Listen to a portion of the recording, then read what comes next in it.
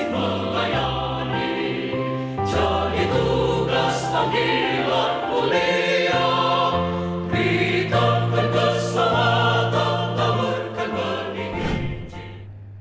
Shalom, damai di hati. Kembali pagi hari ini berjumpa dengan Sabda Pagi Gemim Sion Winangun, edisi hari Selasa, tanggal 3 Oktober tahun 2023. Sebelum kita melaksanakan tugas, tanggung jawab dan pengabdian kita di sepanjang hari ini, marilah terlebih dahulu kita mendengarkan sapaan firman Tuhan untuk menjadi bekal yang akan memandu kita sepanjang hari ini. Sebelum membaca firman Tuhan, marilah kita berdoa. Kita berdoa. Bapa Surgawi, kami bersyukur karena pagi hari ini kami semua boleh bangun dengan tubuh yang sehat dan diberkati oleh Tuhan. Sebelum kami akan memulaikan tugas dan tanggung jawab kami masing-masing, kami membutuhkan firman-Mu. Kiranya firman-Mu akan memandu kami supaya kami dapat hidup sesuai dengan kehendak Tuhan. Di dalam nama Tuhan Yesus kami berdoa. Amin. Saudara-saudara sekalian yang dikasihi Tuhan, pagi hari ini, hari Selasa tanggal 3 Oktober 2023, kita akan membaca Alkitab dari Injil Lukas pasal 10 ayat 29. Lukas pasal 10 ayat 29. Demikian bunyinya. Tetapi untuk membenarkan dirinya, orang itu berkata kepada Yesus, "Dan siapakah sesamaku manusia?" Saudara-saudara yang dikasihi Tuhan, tema renungan kita pagi hari ini adalah kasih sejati, rela berkorban menolong sesama. Saudara-saudara yang dikasihi dan diberkati oleh Tuhan Yesus, tidak sedikit orang yang memiliki kemampuan dalam memainkan kata atau menguraikan kata-kata tertentu. Kemampuan ini dapat membuat sesuatu menjadi lebih jelas atau justru membuat lebih rumit. Hal ini sangat bergantung pada niat dan motivasi seseorang. Jawaban Yesus Kristus yang membenarkan jawaban sang ahli Taurat tentang perintah yang terutama ternyata tidak menjadi akhir dari diskusi teologi di antara keduanya.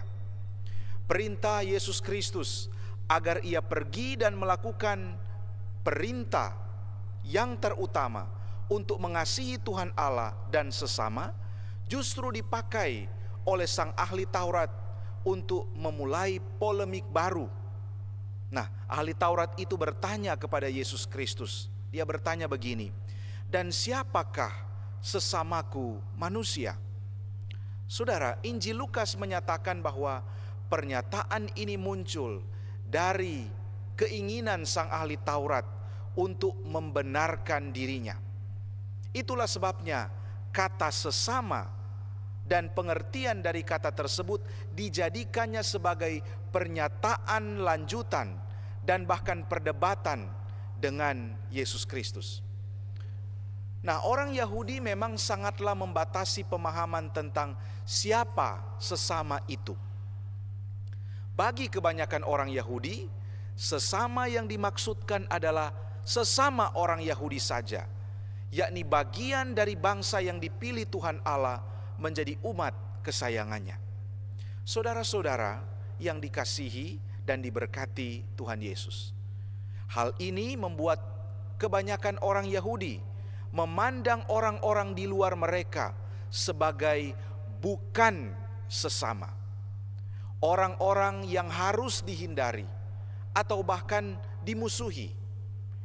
Kategorisasi ini pada akhirnya membuat kebanyakan orang Yahudi menerapkan kasih yang bersifat eksklusif dan berakhir pada marginalisasi terhadap orang lain.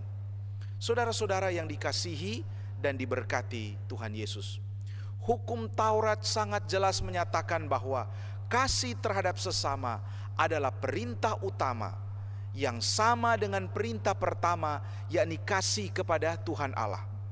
Namun bagi orang Yahudi, kata sesama dibatasi hanya bagi sesama orang Yahudi saja. Ahli Taurat ini memiliki kerangka berpikir seperti itu. Yesus Kristus hendak mengoreksi kerangka berpikir tersebut. Jawaban Yesus Kristus hendak menantang konsistensi ahli Taurat tersebut. Jika ia sungguh-sungguh mengasihi Tuhan Allah, bersediakah ia mengasihi sesamanya manusia yang diciptakan segambar dan serupa dengan Tuhan Allah, termasuk mereka yang dalam benaknya bukanlah umat pilihan Tuhan Allah. Tantangan Yesus Kristus mendorong ahli Taurat tersebut memikirkan kembali dengan bersungguh-sungguh tentang perintah Tuhan Allah untuk mengasihi orang lain, baik sesama Yahudi maupun orang asing.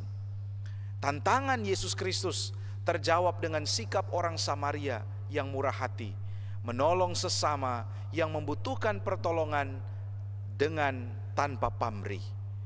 Nah, saudara yang dikasihi Tuhan, sebagai keluarga Kristen, kita dipanggil untuk menyatakan kasih tanpa pamrih kepada semua orang yang membutuhkan pertolongan. Kasih yang tidak eksklusif, yakni kasih yang universal. Yesus Kristus sendiri mengajar dan meneladankan kepada kita kasih yang benar itu, yakni mengasihi sekalipun orang yang berbuat jahat kepadanya. Maukah kita mengikuti ajaran dan teladan Yesus Kristus? Amin. Saudara-saudara yang dikasihi Tuhan, marilah kita berdoa. Bapa, terima kasih karena pagi hari ini kami boleh mendengarkan sapaan firman-Mu. Bawalah hidup kami semakin hari semakin dekat dengan-Mu, yaitu menuruti kehendak-kehendak-Mu. Di dalam nama Tuhan Yesus kami berdoa dan bersyukur. Amin. Saudara sekalian yang dikasihi Tuhan, demikianlah Sabda Pagi Gemim Sion Winangun pada pagi hari ini.